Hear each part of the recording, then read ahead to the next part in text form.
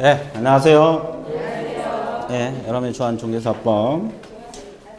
자, 오늘 몇 페이지입니까? 오늘은 이제 이 앞전에 확인 설명서까지 했죠. 이제 영업 활동은 1, 2월 달에 했고 이건 생략할게요. 이거 그래 중요 파트도 아니고 한번 쭉 읽어보면 돼요. 그래서 오늘은 이제 개별적 실무 거래계약 체결 439페이지. 439페이지부터 끝처리까지 해야 되는데 양이 장난이 아닙니다. 그렇죠? 근데 한 대까지 열심히 해볼게요. 끝처리까지 이 내용이 엄청 많아요. 그래서 이제 한 대까지 중요한 거 딱딱 짚어서 할게요. 자, 준비되셨어요? 네, 좋았어요. 자, 들어갑니다. 자, 거래 계약이라는 것은 누구하고 맺는 계약을 거래 계약이라 합니까요? 자, 갑하고 을하고 맺는 계약을 무슨 계약? 그럼 개공 소개로 하면은 누가 계약서를 써야 됩니까? 개공. 근데 계약서 쓰는 것은 어렵지 않아요. 양식 갖다 쓰면. 예, 그 시중에 나오는 서식들 있잖아요. 법정 서식은 없고. 그죠? 그래서 쓰는 건 어렵지 않은데 잘못 쓰면 책임져야 되죠.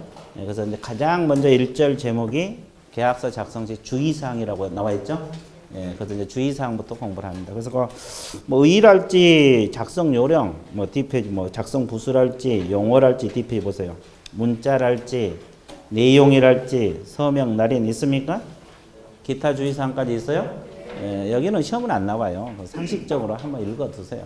그렇죠? 예, 그래서 시험은 안 나오니까 상식적으로 한번 읽어 두시고 공부할 것은 442페이지부터입니다. 그래서 가장 먼저 나온 것이 당사자 확인입니다. 계약서 작성 시 주의사항이 무슨 확인?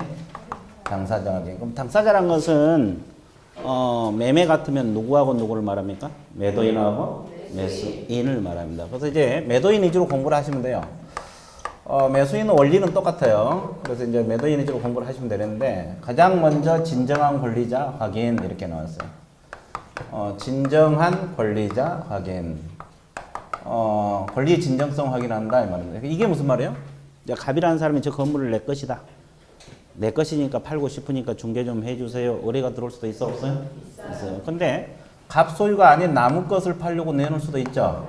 그래서 이제 소유자 여부를 칭하고 들어오면 진짜 소유자인지 확인할 의무가 있어 없어요? 있어요. 뭘 띄워보면 돼? 등기사항 증명서. 등기부 확인하면 되고 뭐라고 대조를 해야 돼요? 주민등록증 이걸 대조해서 본인 여부를 확인하라. 본인 여부를 확인하라. 됐습니까? 예. 그래서 이제 진짜 소유자인지 아닌지 확인할 의무가 있어요. 별 사람이 다 있거든요. 남은 물건 팔려고 들어올 사람도 있고 그러니까 이걸 확인을 해야 돼. 그래야만이 됩니다. 그래서 이거 442페이지 1번 진정한 권리자 확인 나와 있습니까? 예. 그래서 네 번째 줄 후단 몇 줄 보세요. 등기부상 명의는 일단 뭘로 추정된다 그랬어요? 소유자. 그래서 개공은 등기사항 증명서 동그라미 치세요. 등기사항 증명서하고 그다음에 그 밑에 뭘 대조해서 주민등록증 대조를 해서 소유자 여부를 확인해야 된다. 그 질문 있습니까? 예. 그래서 이제 등기부하고 주민등록증 대조해서 소유자인지 확인해 볼 수가 있다. 왜? 등기부 각부의 소유자 나옵니까? 등기부 각부의 소유자 나와요? 네. 예. 그러니까 거기 소유자 주민을 대조해서 본인 여부 확인하라 이런 뜻이에요. 그 다음에 두 번째 대리권 유무를 확인하라 이렇게 나와 있어요. 자, 갑이 건물 소유자인데 을이 갑의 대리인 자격으로서 물건을 팔려고 의뢰 들어올 수도 있어요 없어요? 있어요. 그러면 그 사람 진짜 대리권이 있냐 없냐를 확인해야 돼 안 해야 돼? 해야 돼. 그럼 대리는 크게 무슨 대리? 법정 대리하고 임의 대리가 있어요. 자, 법정 대리는 법의 규정에 의해서 대리권이 발생한 걸 말하고 임의 대리는 수권행위에 의해서 발생하죠. 그러면 법정 대리권 유무는 뭘로 확인해요? 자, 가족관계 등록부로 공부하세요. 이 등록부라는 것은 포괄 개념이에요. 그럼 이 속에는 기본증명서도 있고 가족관계 증명서도 있고 혼인관계 증명서도 다 포괄되어 있거든요. 그래서 일단은 가족관계 등록부 포괄적으로 공부하시고 임의대리는 뭘로 확인해요? 자, 위임장. 근데 뭐가 첨부가 돼야 돼요? 본인은 인감증명서가 첨부돼야 돼요. 그래서 이제 인감증명서상은 인적사항하고 위임장은 인적사항으로 대조를 해야 되겠죠. 또 인감도 확인해야 되고 일치하는가 여부. 그래서 일단 일치하는가 확인해서 이상이 없을 때 중개를 해야 돼. 됐습니까? 예. 그 다음에 그러면 이런 것은 확인해 보세요. 남편 재산을, 남편 명의로 된 부동산을 부인이 팔려고 들어와요. 의뢰가 들어와. 그럼 대리권 유무 확인해야 됩니까? 안 해도 됩니까? 해야 되죠. 뭘로 확인해요?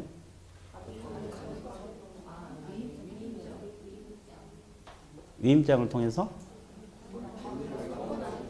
그러니까 부부지간에 그러니까 남편 명의로 된 부동산을 부인이 팔려고 들어온다니까. 그럼 개공이 확인해야 되죠. 그럼 대리권 유무 확인해야 돼, 안 해야 돼? 해야 돼. 그러니까 뭘로 확인하냐고.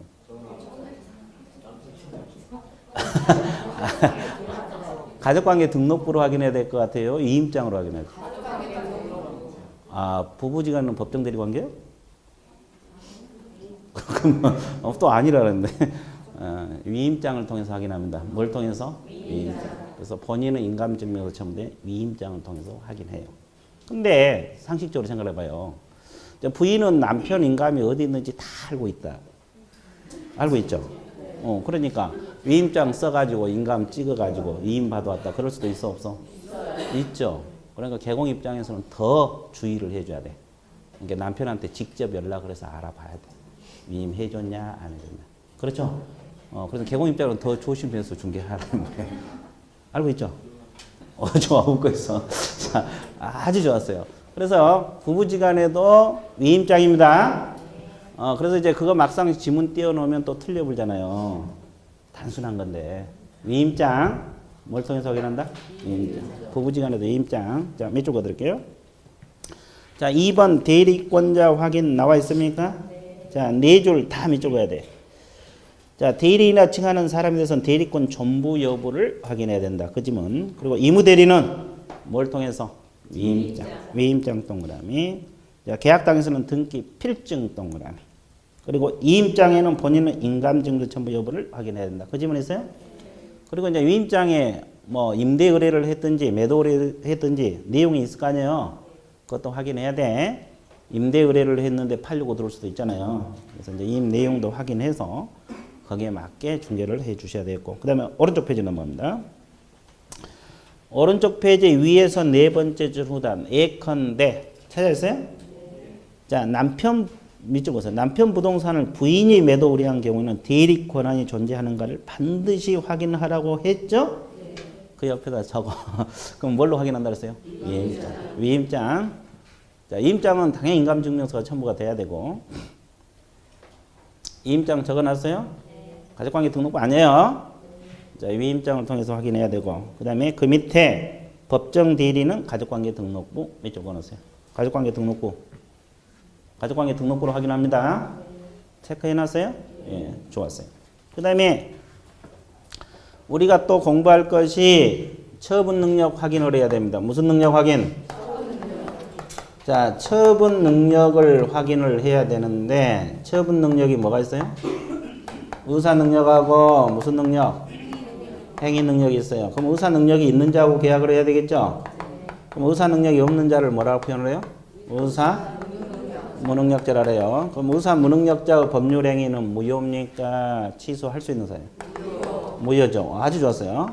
그럼 구체적으로 의사 무능력자가 어떤 사람들이에요? 유활할지, 만치자, 뭐 광인 뭐 이런 사람들. 광인이 뭔지 알죠? 자, 미친 사람, 유활할지, 만치자 뭐 이런 사람들이 의사 무능력자예요. 그러면 자, 술에 만취하고 물건을 팔려고 의뢰가 들어올 수도 있죠. 그러면 술 깨기 전에 빨리 중개해야지. 그러고 중개하면 돼, 안 돼? 안 돼. 계약이 무효입니다. 나중에 술 깨갖고 판 적 없다. 그러면 골치 아파요. 그렇죠? 그래서 이분들하고는 계약하면 안 되고. 그죠? 근데 이것은 이제 쉽게 눈으로 보여. 유한지 보이고 만취자 보이고. 그건 문제가 없어요. 근데 이제 뭐가 문제예요? 행위 능력이 문제예요. 행위 능력. 행위 능력은 혼자서 단독으로 법률 행위를 할 수 있는 능력을 말해요.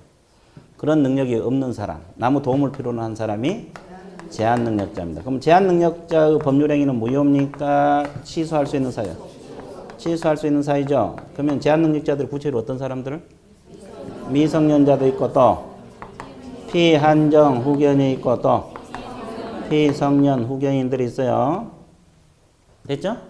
그럼 이제 왜 이것이 이제 중요하느냐 보면은 이건 겉으로는 안 보여. 자, 미성년자인 것 같기도 하고 아닌 것 같기도 하고. 그렇죠? 누가 피한정 후견이라고 본인이 써갖고 다니지 않잖아요. 그죠? 확인부터가 중요하고, 그럼 잘 보세요. 이 사람이 건축물을 의뢰가 들어옵니다. 이거 팔고 싶으니까 중개 좀 해주세요. 그러면 개공할 일은 갑이 이 건물 소유자인지를 확인해야 돼, 안 해야 돼? 해야 되죠. 그죠? 근데 소유자는 확인이 됐어. 근데 이제 주민등록증을 보니까 미성년자라고 나오네. 19세가 안 돼. 그러면 미성년자하고 계약을 하면 이 거래 계약이 무효입니까? 취소할 수 있는 사이? 취소할 수 있는 사이죠. 그러면 취소권은 누가 가지고 있어요? 법정 대리인도 취소할 수 있고 미성년자 본인도 할 수가 있어요. 그렇죠? 그러면 취소가 안 되면 관계없는데 취소가 되면 소급해서 무효가 되어버리거든요. 그러면 개공하려면 취소가 안 되게 중개를 해야 되겠죠? 그러면 어떻게 하면 돼요? 자, 법정 대리인 동의서 가져오너라. 그래서 대리인 동의서 받으면 동의서 확인하고 중개해주면 계약이 취소가 된다 안 된다? 안 됩니다. 그러니까 개공할 일은 동의서 받아오너라 그래야 돼. 동의서 확인하고 중개해주면 관계없어. 또 하나 방법은 대리인하고 직접 계약을 연결해준 방법이 있어요? 없어요? 있어요. 자, 대리인은 미성년자 재산을 대리해서 팔아줄 수 있는 권한이 있어요. 대리권이 있다고. 그렇죠? 그러니까 대리인하고 직접 계약을 연결하면 돼요. 그러니까 몇 가지 방법? 두 가지. 몇 가지? 두 가지. 그러니까 동의를 얻는 방법하고 대리인하고 직접 연결해주면 계약이 취소가 된다 안 된다? 안 된다. 이제 그렇게 하라고. 그다음에 피한정 후견인도 똑같아요. 자, 동의를 얻든지 대리인하고 직접 계약을 하든지. 여기까지 이해되셨어요? 그러면 하나 더. 몇 개 더? 하나 더. 그럼 결혼한 미성년자가 팔려고 의뢰가 들어와요. 그러면 법정 대리인 동의 확인해야 됩니까? 안 해도 됩니까? 자, 다시 물어볼게요. 미성년자가 결혼을 했다니까? 18세에 결혼을 했어. 그럼 성년이 됐죠? 그러면 법정 대리인 동의를 받아야 돼? 안 받아야 돼? 안 받아야 돼요. 예? 안 받아요. 안 받아도 돼? 네. 받아야 돼? 네. 안 받아요. 그렇죠. 자, 이번 모의고사 보셨습니까? 네. 그 문제가 들어가 있었는데, 자, 미성년자가 결혼하면 성년으로 뭐가 돼? 성인으로 되는 거예요. 그러니까 혼자서 계약을 할 수 있어 없어? 부모 동의 없이 가능해. 됐어요? 근데 왜 헷갈린지 아세요? 우리가 결격사유에서 미성년자가 결혼해도 중개업 한다 했어요? 못 한다 했어요? 그거하고 헷갈려서 그래. 우리 중개사법에서는 결혼해도 못해. 중개업을 못 한다고. 뭘 못해? 중개업. 그러면 이건 중개업이요? 계약이에요? 계약이잖아요. 이건 민법이에요, 민법. 지금. 뭔 소리 아셨어요? 그러니까 결혼한 미성년자는 성인으로 의제가 되기 때문에, 보기 때문에 법정 대리인 동의 없이 혼자서 계약을 할 수가 있어요. 혼자서 할 수 있는 법률 행위들이 몇 가지가 있어요. 그래서 이제 오늘은 적을 건데, 이 사람이 법정 대리인 이 재산을 처분해도 좋다, 미리 처분을 허락해 줬어요. 미리. 그러면 그 재산을 팔려고 미성년자가 의뢰가 들어올 수도 있어 없어요? 있어요. 이것도 혼자서 할 수 있어요. 또 동의 필요 없어. 미리 허락을 받았어 안 받았어? 받았어. 그러니까 미성년자가 허락을 받은 재산이기 때문에 또 동의를 받을 필요가 없고. 또 하나, 미성년자가 나무 대리인 자격으로서 대리 행위를 할 때, 대리 행위를 할 때도 혼자서 할 수 있어. 법정 대리인 동의가 필요가 없다고. 됐습니까? 예, 대리 행위. 이런 것은 다 혼자서 할 수 있는 법률 행위들입니다. 이것은 민법 총칙이가 나온 내용이야. 그렇죠? 예, 그래서 이제 그걸 알고 있어야 돼. 여기까지 정리됐어요? 그 다음에 하나 더. 자, 법정 대리는 또 누가 있어요? 친권자하고 후견이 있어요. 친권자는 부모를 말하고, 후견이 이제 부모가 없으면 후견이 이제 지정될 수도 있고 법원에서 선임될 수도 있거든요. 이분들이 후견인들이야. 그럼 후견인이 동의권을 행사하거나 대리권을 행사할 때는 누구 동의가 또 있어야 되죠? 후견 감독인의 동의가 있어야 돼. 그래 안 하면 후견 감독인의 동의가 없으면 이분들이 계약을 취소해 볼 수가 있어요. 자, 이런 문제가 발생할 수 있기 때문에 만약에 후견이라고 판명되면 후견 감독인 동의가 있었는 걸 또 확인을 해 주셔야 돼. 여기까지 정리됐어요? 예. 그래서 이제 제한 능력자와 중개를 할 때는 저렇게 확인해서 중개를 하면 된다. 그런 내용이야. 여기까지 정리됐습니까? 예. 그럼 그런 내용이 책에 있어요? 없어요? 있어요. 밑줄 그어드릴게요. 3번에서 두 번째 후단. 왜냐하면 의사무능력자 법률행위는 뭐다? 무효. 제한능력 법률행위 뭐다? 취소. 그거 체크해놓고 놓고. 그 다음에 양가로 1번. 제한 능력자 종류가 세 번째 줄 나왔습니다. 미성년자, 피한정후견인, 비성년기. 거기 밑줄 그시고, 그 다음에 동그라미 2번. 미성년자, 피한정후견인 가로로 묶으세요. 거래할 때는 원칙적으로 대리인과 행하거나, 자, 번호 매겼어요. 1번. 대리인과 행하거나 몇 번? 1번. 그 다음에 두 번째 줄, 동의서를 확인하고, 이거 몇 번? 2번. 몇 가지 방법? 두 가지 방법이 있다고 알고 있어야 되고. 자, 그 다음에 맨 밑에서 두 번째 후단. 미성년자하고 피한정 후견이 밑줄 보세요. 법률 행위를 함에 있어서는 항상 법정 대리인 동의가 있어야 하는 것은 아니고, 그렇게 나왔죠? 자, D페이지 첫째 줄. 처분이 허락된 재산의 처분. 밑줄 보세요. 처분이 허락된 재산의 처분. 미리 처분을 허락해줬어, 안 해줬어? 이런 것은 법정 대리인 동의 없이 혼자서 계약할 수 있어, 없어? 있어. 자, 거기 번호 매겼어요. 1번. 처분이 허락된 재산의 처분행위 1번. 그 위에다 적어. 2번 그랬고. 2번 그랬고 그 위에다 적으라고. 뭐가 있다 그랬어요? 아까 성년, 의제된 미성년자의 행위. 이것도 혼자서 할 수 있고. 성년, 의제된 미성년자의 행위. 성년, 의제된 미성년자의 행위. 이것도 혼자서 읽고. 또 하나. 아까 뭐라 했어요? 대리행위. 적어. 대리행위. 일단 세 가지만 해. 자, 처분이 허락된 재산의 처분, 성년, 의제된 미성년자의 행위, 대리행위, 이런 것은 혼자서 할 수 있다, 없다? 있다. 그러니까 법정 대리인 동의가 필요 없어. 그러면 개공은 그냥 중개해 주면 돼. 그렇죠? 예, 그 말입니다. 그 다음에 3번을 읽어보시면 되고, 뭐, 뭘로 확인하느냐, 그건데. 자, 동그라미 4번, 두 줄 몇 찍었어요. 개공이, 특히 후견인 동그라미. 후견인이 대리권 행사의 거래 당사자 지위에 놓일 때는 후견 감독인 동의, 후견 감독인 동의 동그라미. 후견 감독인 동의를 확인하라. 나와 있습니까? 예, 이제 그 질문 체크했어요. 그래서 이제 행위 능력이 있느냐 없냐 이걸 잘 판단해서 거기에 맞게 중개를 해주면 된다. 뭐 그런 뜻입니다. 끝. 자, 그다음에 자 지금까지는 주로 개인 사람에 대해서 이야기한 거고 법인이 물건을 팔려고 의뢰가 들어올 수도 있어요, 없어요? 있어요. 그럼 이제 법인이 물건을 팔려고 들어오면 어떻게 해야 되냐? 이걸 또 공부를 해야 돼요. 자, 7번 보세요. 각 법인이 건물 팔려고 의뢰가 들어올 수 있어요, 없어요? 그러면 개업공인중개사 할 일은 법인격 유무를 확인을 해야 됩니까? 안 해야 됩니까? 해야 됩니다. 법인격 유무. 자, 그 다음에 또 하나. 법인은 대표자들이 있어, 없어? 있어. 그럼 대표자가 과연 이 재산을 처분할 수 있을까 없을까를 확인해야 돼. 그렇죠? 그럼 이건 둘 다 뭘로 확인해요?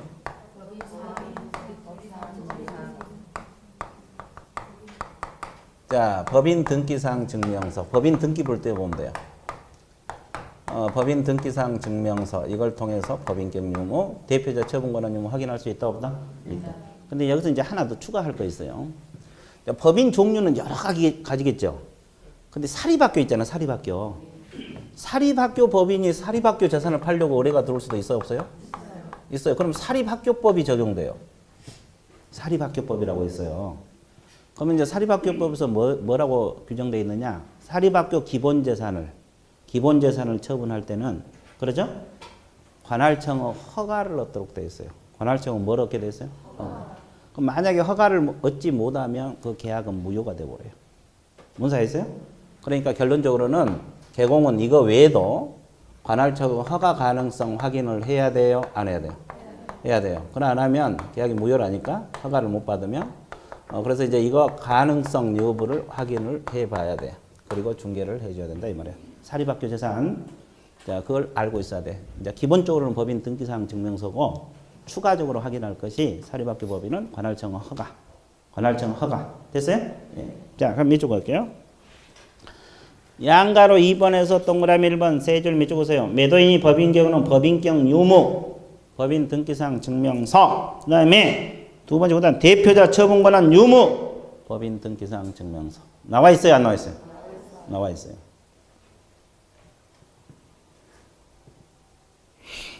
됐어요? 그 다음에 동그라미 3번 두 줄 밑줄 보세요. 자, 법인 종류에 따라서 부동산을 처분할 때 이해관계인의 동의나 감독자 승낙을 얻어야 하는 경우가 많으므로 이를 확인하라. 그렇게 나와 있죠? 예컨대 사립학교 법인 밑줄 보세요. 자, 사립학교 법인 동그라미 쳤어요? 그 위에는 읽어보시고 맨 밑에 줄 후단 학교 법인 그 기본 재산을 거기서부터 밑으로 기본 자산을 자 오른쪽 첫째를 매도, 증여, 교환 등을 하고자 할 때는 관할청 동그라미 오른쪽 페이지 첫째 줄 관할청은 뭘 확인하라? 허가. 그래서 허가 가능성을 확인하라. 나와 있습니까? 자 사립학교 재산은 별도로 관할청 허가 가능성까지 개공이 타진을 해봐야 돼요. 관할청이란 것은 교육감이 될 수도 있고 초중고 같은 경우는 이제 교육감이 되고 대학 같은 경우는 교육부 장관이 됩니다. 그래서 이제 이런 허가 가능성을 타진해봐야 돼요. 예, 허가를 못 얻으면 계약이 안 되니까. 뭔지 아세요? 예, 그럼 이제 사립학교 법인은 그러니까 법인 종류에 따라서 별도로 확인할 것이 또 있다는 거지. 뭔지 아세요? 예. 자, 갑자기 날이 더워지고 있죠? 오늘 뭐 28도까지 올라간다면 뭐 한여름이지 뭐. 한여름이 아니라 뭐. 그렇죠? 그래서 더울 거예요. 그래서 막 옷을 막 벗어 던져. 아, 좋았어요. 자, 좋았어요. 자, 이제 아직은 에어컨이 없나? 그렇죠? 좋았어요. 이제 오늘 갑자기 날이 더워진다 그래서 28도까지 올라간다 그래서. 자, 그 다음에 이제 뭘 공부를 해야 됩니까? 그 오른쪽 페이지 무슨 소유? 공동소유 재산이 있어요. 자, 그럼 공동소유 재산이 몇 가지 종류가 있습니까? 세 가지. 이제 공동소유 재산 알아두셔야 돼요. 자, 공동소유 재산 형태는 크게 공유, 자, 합유, 또 뭐가 있어요? 총유. 자, 여러분들 그 사무소에 앉아있으면 별 물건이 다 의뢰가 들어올 수도 있어요. 그럼 공유 재산이 물건 중개해달라고 의뢰가 들어올 수도 있겠죠? 그러면 중개해야 돼, 말해야 돼? 해야 될 거 아니에요. 그럼 이제 어떻게 해야 될 것인가 우리가 이걸 공부를 하는 거예요. 그래서 이제 합유 재산은 주로 조합 재산 같은 거 얘기죠. 공동 사업을 목적으로 결합한 것이 합의 재산. 총유는 정중 재산, 뭐 교회 재산, 뭐 이런 걸 말하는데. 그러면 여기서 이제 가장 우리가 먼저 알 것이 지분이 있냐부터 확인해야 돼요. 공유는 지분이 있습니까, 없습니까? 있어요. 합유는? 자, 있기는 있어요. 자, 총유는? 없습니다. 자, 공유는 지분 처분이 자유롭습니까? 자유롭잖아요. 자유롭습니다. 아주 자유롭습니다. 자, 그 다음에 합유는? 자, 지분을 처분하면 다른 합유자 무슨 동의? 전원 동의가 있으면 가능해요. 전원 동의. 자, 총유는 뭐 없으니까 처분 문제가 발생하지 않죠. 그렇죠? 그 다음에 물건 처분, 공유물, 합유물, 총유물 처분할 때는 공유물은 어떻게 해요? 다른 공유자 무슨 동의? 전원 동의가 있으면 가능합니다. 자, 그렇죠? 여기는 합유는 다른 합유자 전원 동의. 전원 동의입니다. 총유는 일단은 규약이 있으면 규약에 따르고 없으면 사원총회 결의가 있어야 된다. 뭐 이런 거예요. 그래서 이제 이건 우리가 알고 있어야 돼요. 우리 실무 쪽에서는 이걸 알고 있으면 돼요. 그렇죠? 왜 이걸 알아야 돼요? 자, 예를 들어볼게요. 공유 예를 들어보면 이 토지 한 필지를 갑하고 을하고 공동으로 소유하고 있을 수 있어요? 없어요? 그럼 공유는 지분이 있다 그랬어요? 없다 그랬어요? 다 둘 다 2분의 1 반반씩 가지고 있어. 근데 이 을이 지분 자체만 팔려고 의뢰가 들어올 수도 있어? 없어요? 그러면 이것부터 공부를 해야 되네. 지분 중개 가능합니까? 지분도 중개 대상이 가능해요? 가능합니다. 예, 그 다음 주에 또 첫 진도 나가면 중개 대상의 권리를 공부할 거 아니에요. 이 소유권, 공유, 지분. 그죠? 이것도 중개 대상이 됩니다. 그렇죠? 그러면 이제 개공이 이 지분 자체를 중개할 때는 갑 동의가 필요하느냐? 이 문제예요. 갑 동의 있어야 돼요? 없어도 돼? 지분은? 없어도 되죠. 왜? 지분 처분은 뭐다? 이 뜻이 그 뜻이에요. 자유롭기 때문에 개공은 그냥 중개해줘도 관계가 없어요. 지분 자체는. 근데 이제 뭐가 문제예요? 자, 토지 자체를 을이 팔려고 의뢰가 들어올 수도 있어? 없어요? 그럼 말 그대로 이 토지는 을 단독 소유요, 갑하고 공동 소유요? 그럼 갑 동의 있어야 돼, 없어야 돼?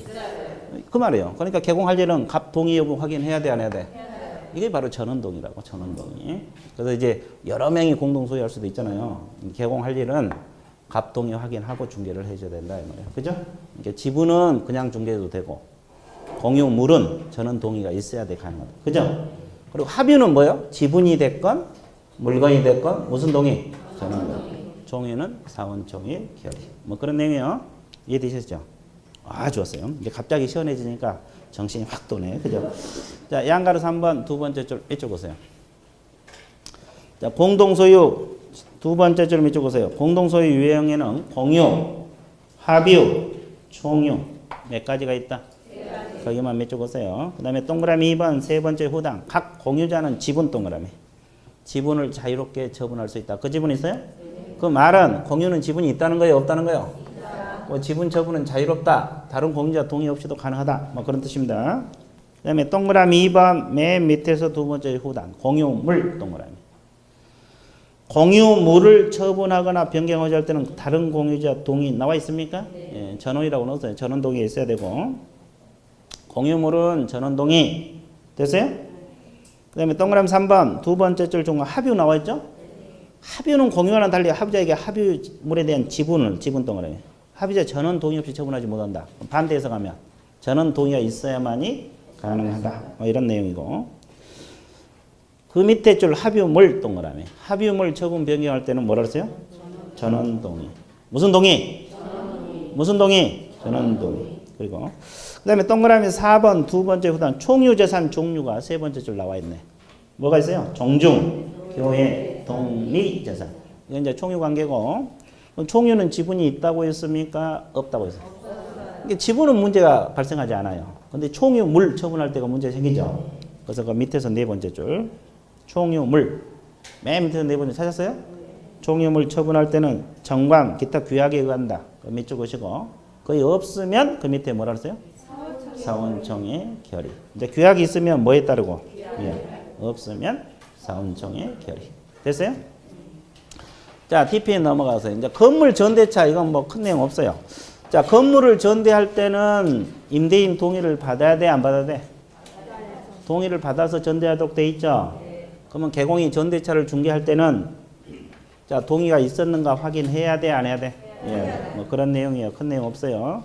양가로 4번은 세 번째 줄, 네 번째 줄만 몇 줄 그어놓으시면 됩니다. 자, 몇 줄 그어놨어요? 예, 끝. 그 다음에 이제 뭘 공부해야 돼요? 2절. 제목이 뭐예요? 거래계약서 기재사항. 이제 이거 공부하러 떠나는데, 계약서 쓰는 것까지 다 넘어왔어요. 그죠? 실무가 이제 다 끝났다는 소리인데, 자, 보세요. 이게 거래계약이거든요. 그러면 거래계약서는 우리가 앞에서 배울 때 법정 서식이 있다고 했어요? 없다 그랬어요? 그래서 아무 서식이나 써도 된다 그랬죠? 그런데 우리 법에서 필요적 기재사항이 몇 가지가 있다 그랬어요? 9가지. 이것은 반드시 들어가야 돼, 안 들어가야 돼? 들어가야 돼. 그래서 이제 그거 법에서는 그 9가지를 외웠고 여기서는 어떻게 쓸 것인가 그걸 공부하는 거예요. 그러면 이 법적 근거는 어디가 나와요? 거래계약서 필요적 기재사항. 자, 거기 적으세요. 2절 바로 밑에 거래계약서 필요적 기재사항 나와 있습니까? 제목에? 거기다 적어. 공인중개사법 시행령에서 나옵니다. 9가지가 법적 근거가 공인중개사법 시행령. 이 법적 근거 알고 있어야 돼요. 공인중개사법 어디서 나와? 시행령. 우리 법령에서 9가지가 규정이 돼 있어. 그죠? 그럼 법에서 그 9가지 나 외우라 할 때 다 외웠죠? 그죠? 자, 아직도 안 외웠어요? 예, 좋아. 그럼 이제 지금 또 해. 걱정 안 해도 돼요. 가장 먼저 거래 당사자 인적사항 들어가야 돼, 안 들어가야 돼? 인적사항이란 말은 주소, 성명, 주민번호, 전화번호 있어요? 있어요? 자, 전화번호 같은 것도 적어야죠. 자, 그러면 매도인은 뭘 확인을 해요? 뭘 보고 적으면 돼? 인적사항. 어? 자, 등기부에 나옵니다. 이걸 통해서 보고 적을 수도 있고 또 손쉬운 것이 뭐요? 주민등록증. 여기 보면 주소, 성명 나와, 안 나와? 주민번호도 나오죠. 그래서 이제 이걸 보고 적으라 이 말이에요. 매수인은 뭘 통해서? 주민등록증. 그러면 여기 인적사항이 나와 있어, 안 나와 있어? 이거 보고 적어라. 그래서 이제 여러분들 계약서 쓰러 가면 신분증 내놓으라 그러잖아요. 보고 쓰려고. 아니, 불러줘도 써도 돼. 근데 잘못되면 누가 책임져야 돼? 걔고. 그러니까 이걸 확인해서 주소 성명을 적으라 이 말이야. 이해되셨어요? 다른 뜻은 없어. 이거 다 나와 있잖아요. 그래서 이제 주소 성명 주민번호 적으라. 자, 동그라미 1번 447페이지 인적사항 동그라미 1번 다 밑줄 보세요. 성명, 주소, 주민등록번호 등 그랬죠? 계좌의 인적사항을 특정할 수 있도록 명확하게 해야 된다. 그리고 매도인은 등기부하고 주민등록증, 매수인은 뭘 통해서? 주민등록증 보고 기재를 하면 돼요. 됐어요? 그걸 보고 써라 이 말이고. 두 번째 뭘 적어야 돼요? 물건은 표시를 계약서에 써야 돼요. 그럼 표시는 자 뭘 말해요? 토지는 뭐 소재지랄지 지목이랄지 면적 이런 걸 계약서에 써야 돼 안 써야 돼? 뭘 사고 파는지 알아야 될 거 아니에요. 건축물은 뭐 소재지랄지 면적이랄지 구조랄지 이런 거 있어요 없어요? 이런 거. 그럼 우리가 이 학주에 토지는 뭘 보고 적으면 돼요? 토지대장. 토지대장이 나온다 그랬잖아요. 등입니다. 등. 등기부 표제부에도 나오니까 등. 자 여기는 건축물 대장 등. 자 이 속에 이런 걸 보고 계약서 쓰라 이 말이야. 이걸 보고 계약서 쓰라 이 말이야. 소재 지목 면적을 적어야 될 거 아니에요. 계약서에다가. 이해됐어요? 근데 이제 여기서 뭐가 문제냐면 이제 주의할 게 하나 있어요. 면적. 자, 이 면적과 관련해서 분쟁이 일어날 수 있거든요. 면적과 관련해서 분쟁이 일어날 수 있는데 이걸 이제 공부를 해야 되는데 여러분들 필지매매, 수량매매 들어보셨어요? 야, 대답한 사람은 몇 분 안 되네? 자, 면적과 관련해서 필지매매냐, 수량매매냐 분쟁이 일어날 수 있다고.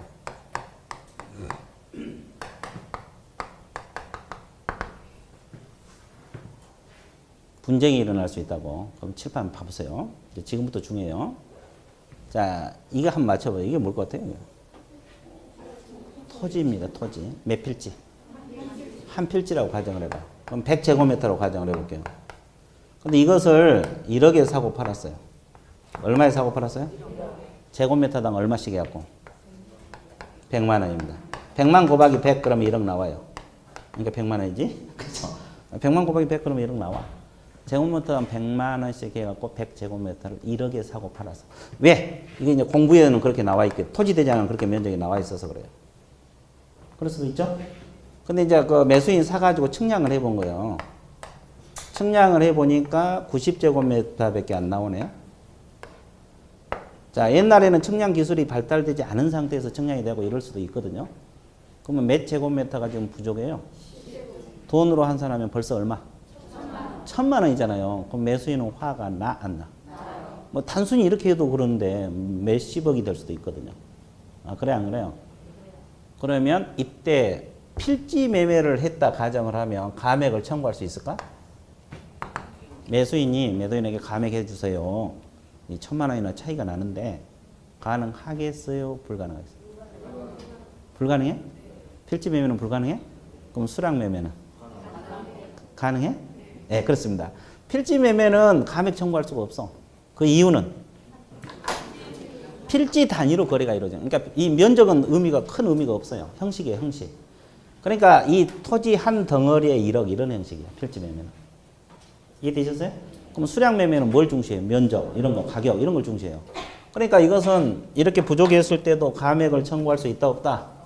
필지 매매는 감액을 청구할 수가 없어요.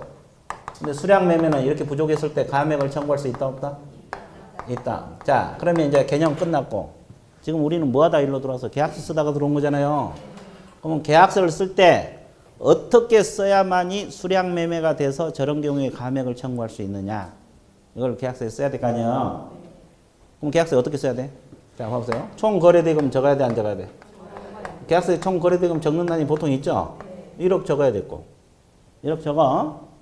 근데 제곱미터당 가격을 적어야 돼. 이걸 적지 않으면 수량 매매가 안 돼요. 반드시 이걸 적어야 돼. 이걸 안 적으면 필지 매매로 가버려요. 뭔 사이였어요? 이게 반드시 이거 들어가야 돼, 안 들어가야 돼? 또 봐봐. 근데 필지 매매 하더라도 총 거래대금 적겠어, 안 적겠어? 얼마에 사고 파는지는 적어야 될 거 아니에요. 근데 필지 매매 하더라도 나눠버리면 제곱미터당 가격이 나와. 그러니까 제곱미터당 가격을 적어놨어. 그러면 구별이 돼, 안 돼? 안 돼. 자, 봐봐. 그러면 이제 매도인은 손해배상 안 지려고 무슨 매매했다고 주장하겠어요? 필지 매매했다고 주장할 것이고, 매수인은 돈 받아내려고 수량매매다 주장할 거지 아니에요. 그러면 이제 해결이 안 되면 법원으로 갈 겁니다. 그럼 판사가 증거 조사해가지고 수량매매인지 필지매매인지 알아서 이제 손을 들어줄 거예요. 누구 손을 들어주는지. 그렇죠? 그러니까 여기까지 이것만 적어놨다 해서 100% 수량매매라고 볼 수는 없어요. 수량매매, 그걸 안 적으면 수량매매가 안 되겠지만 적었다 해서 100% 수량매매가 안 될 수도 있어요. 무사했어요? 그러면 더 확실하게 해야 돼, 안 해야 돼? 해야 돼. 이건 당연히 들어가야 되고 여기다 이제 추가로 뭘 적어놔야 되냐면 수량을 지정한 매매다 이렇게 적든지 이해됐어요? 또 하나는 실측 면적을 기준으로 한다 이렇게 적든지 또는 부족하면 뭘 청구할 수 있다? 감액을 청구할 수 있다. 이거 풀어서 적든지 이걸 특약사항에다 넣어놔야 돼, 안 넣어놔야 돼? 넣어놔야 돼. 그러면 확실하게 무슨 매매가 돼? 그럼 이렇게 부족했을 때 감액을 청구할 수 있다, 없다? 있다는 거지. 이해됐어요? 그러니까 여러분들 앞으로 토지 중개할 거 아니에요. 올해 합격해갖고 내년부터 토지 중개할 수도 있잖아요. 그러면 계약서 쓸 때 제곱미터당 가격 써야 돼, 안 써야 돼? 그리고 이제 수량을 지정한 매매다 이렇게 계약서에 넣어 놓으세요. 그래야만이 나중에 부족했을 때 감액을 청구할 수 있어요. 그럼 나중에 이제 그래 안 하면 또 뭐 개공한테 쫓아와서 따지러 올 거 아니에요. 그렇잖아요. 그래서 이제 그런 문제가 발생할 수 있다. 그래서 이제 물건은 표시 밑줄 긋습니다. 동그라미 1번 2줄 밑줄 긋으세요. 중개 대상물 토지인 경우는 소재지 지목 면적, 건물은 소재지 건물번호 구조 면적, 토지 대장, 건축물 대장, 등기부 등본을 보고 표기한다. 나와 있죠? 그러면 등기부는 표지부에 나와 있잖아요. 불일치하면 뭐가 우선한다 그랬어요? 대장. 대장 등. 그래서 아까 대장 등이야. 토지 대장 등, 건축물 대장 등. 이걸 보고 계약서 쓴다 이 말이고. 자, 동그라미 2번하고 3번이 지금 수량 매매냐 필지 매매냐 그 내용이에요. 동그라미 2번하고 3번. 별표 쳐보세요. 동그라미 2번하고 묶어갖고 별표 치시고 2번부터 보세요. 면적을 표시할 때 총 면적의 단위 면적당 거래 대금을 표시하는 것이 좋다. 그렇게 나와 있죠? 자, 토지 매매를 중개하는 경우 이행 후에 공부상 면적과 실제 면적이 일치하지 않아 분쟁이 자주 발생한다. 그렇게 나와 있죠? 그래서 이제 판례가 나와 있어. 동그라미 3번은 이제 알아할 건데 판례에 따르면 이때 공부상 표시된 면적을 그대로 옮겨 적어서 몇 제곱미터로 기재하였다면 이것은 단지 토지를 계약서에 특정 표시한 것에 불과하다. 그래서 그것은 무슨 매매라는 거요? 필지 매매다. 면적을 표시했다고 볼 수가 없다. 이렇게 나와 있죠.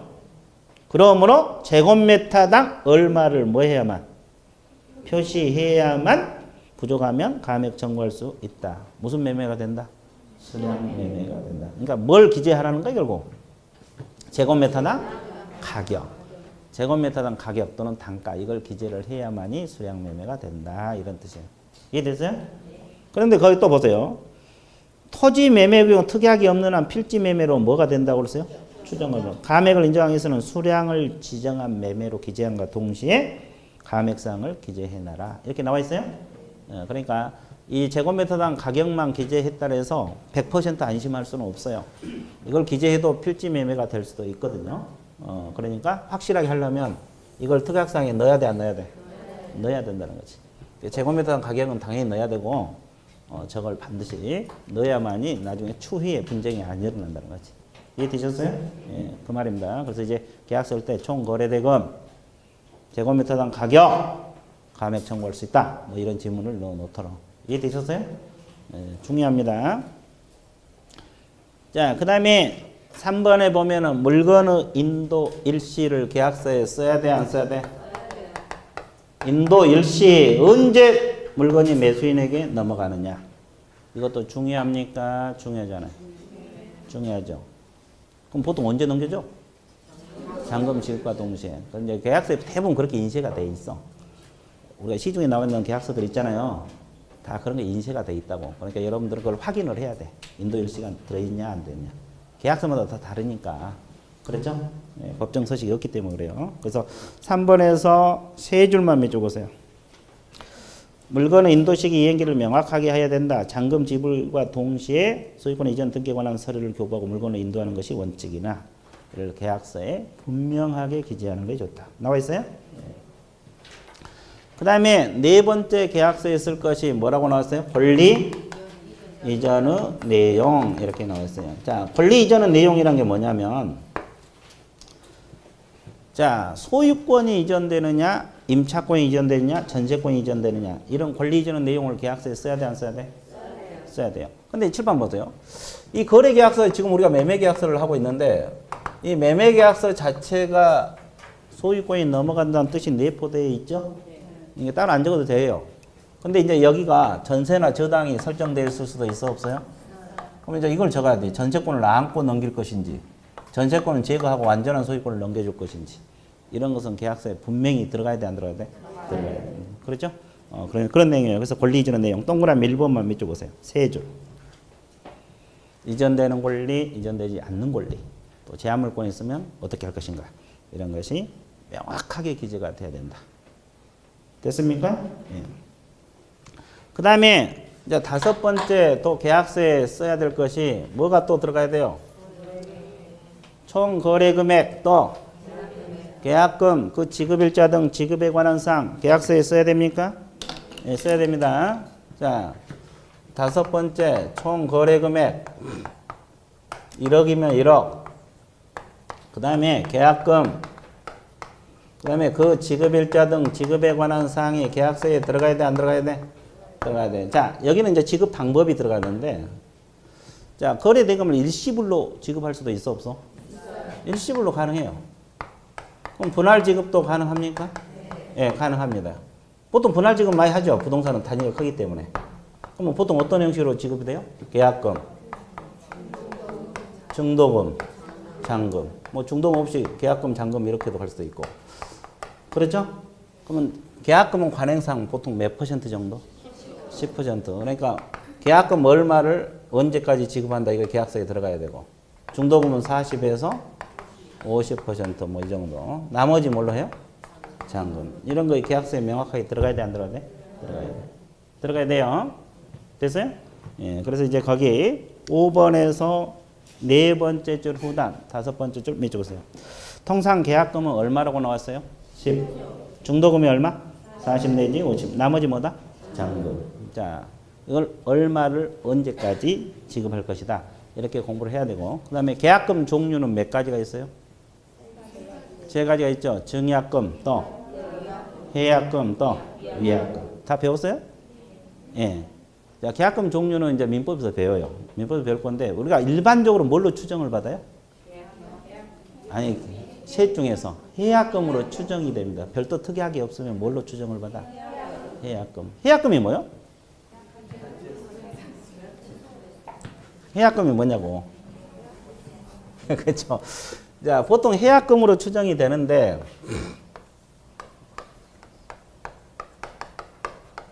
자, 해약금이란 건 우리가 보통 계약금 이거 있잖아요. 자, 둘 간에 계약을 했어요. 매매를. 얼마에 했어요? 1억에. 그러면 이제 계약금 보통 10% 정도니까 1,000만 원 주기로 했고, 중도금 얼마 주기로 했어요? 뭐 4천 주기로 했다 가정을 해봐. 그렇죠? 근데 중도금 이행의 착수라는 의미를 가지고 있어요. 무슨 착수? 이행의 착수라는 의미를 가지고 있다. 이게 뭘 의미하냐면, 이 사람이 계약금 포기, 중도금 이후에는 계약금 포기하고 계약을 해지할 수가 없어요. 됐어요? 그 다음에 매도인은 배액 상환하고 계약을 해지할 수 있어요? 어? 받은 돈 1,000만에다 자기 돈 1,000만 얹어서 이걸 배액 상환이라거든요. 그러면 지금 뭐가 넘어가기 전까지는 가능하냐면, 중도금이 넘어가기 전까지 이 사람은 계약금 포기하고 계약 해지할 수 있고, 매도인은 배액 상환하고 계약을 해지할 수 있어. 뭐가 넘어가기 전까지. 그러니까 중도금이 넘어가 버리면 이게 안 된다는 거지. 일방적으로 해지를 못 해. 이해됐어요? 그 이행은 착수라는 의미를 가지고 있어. 그러면 전혀 해지를 못 합니까? 중도금 이후에는? 예외적으로 가능해요. 뭐가 가능하냐면 합의 해지할 수 있어요. 무슨 해지? 왜? 계약이니까 합의해서 할 수 있고, 또 약정 해지가 가능합니다. 약정, 특약을 달아놓을 수 있어요. 언제까지 이행하지 않으면 계약을 해지할 수 있다. 이렇게 특약을 달아놓고 이행하지 않으면 해지하는 걸 약정 해지. 그런 특약도 안 달아놨는데 중도금이나 잔금을 지급하지 않을 수도 있죠. 그러면 채무 불이행이잖아요. 그럼 언제까지 이행하라고 채고를 해. 그래도 이행이 없으면 계약을 해제를 해. 채무 불이행에 의한 해제. 민법에서 인정되는 무슨 해제?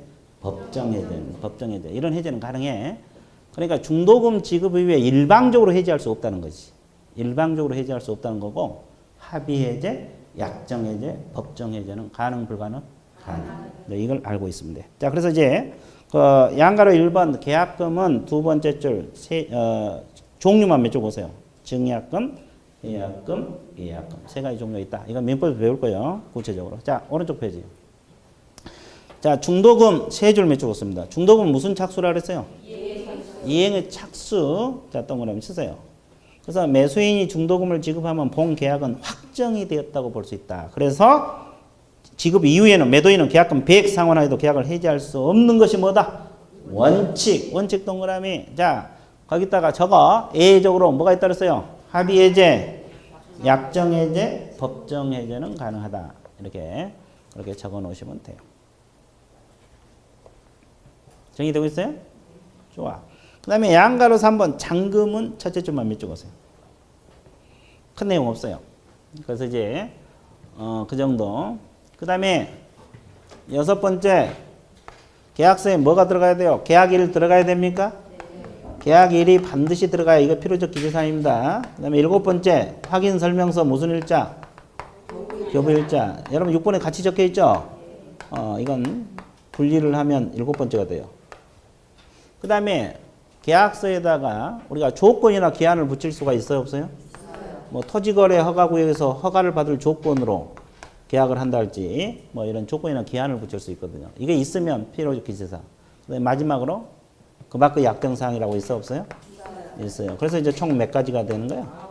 여기 9가지. 여러분 교재는 8가지만 같이 쓰여 있어서 그래, 이것이. 그래서 분석하면 총 9가지가 돼요. 필요적 기재사항 반드시 기억을 하셔야 돼.